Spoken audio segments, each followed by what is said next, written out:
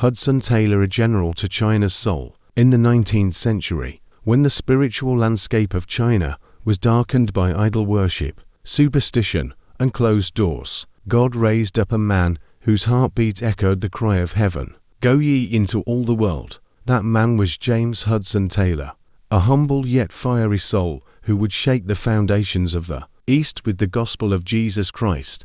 Born in 1832 in Barnsley, England, Hudson was the son of a chemist and a devout Methodist family. Even before his birth, his parents had dedicated him to the mission field. His mother often prayed, "Lord, give me China, or I die." That same cry would later be engraved on Hudson's heart, but as a young boy, Hudson drifted from the faith, seeking worldly knowledge and pleasures. It wasn't until he stumbled upon a gospel tract in his father's library that the Holy Spirit apprehended him. In that moment, he gave his life fully to Christ, and China's redemption began to rise. With a burden that burned within his bones, he trained as a doctor and studied Mandarin. The road was not easy. He suffered sickness, poverty, and fierce opposition. In 1853, at just 21 years old, he boarded a ship for China. The voyage lasted over 5 months, and during a near shipwreck, he penned in his journal,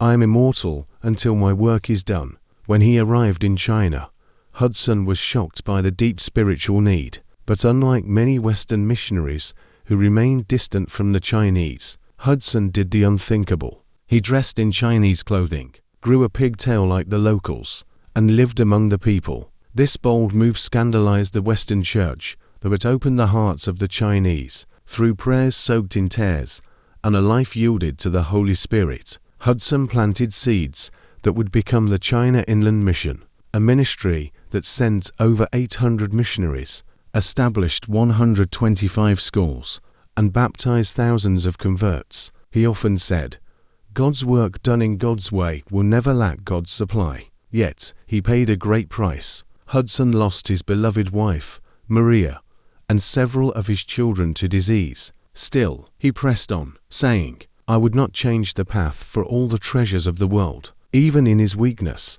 God's strength was perfected. At times frail and near death, he would cry, "Jesus, I am resting in the joy of what thou art." Hudson Taylor died in 1905, but the revival fires he lit still burn in China today. Millions of underground believers trace their spiritual lineage to the seeds he sowed. He was not just a missionary, he was a general of God, a man who dared to believe that the Great Commission could conquer empires, break cultural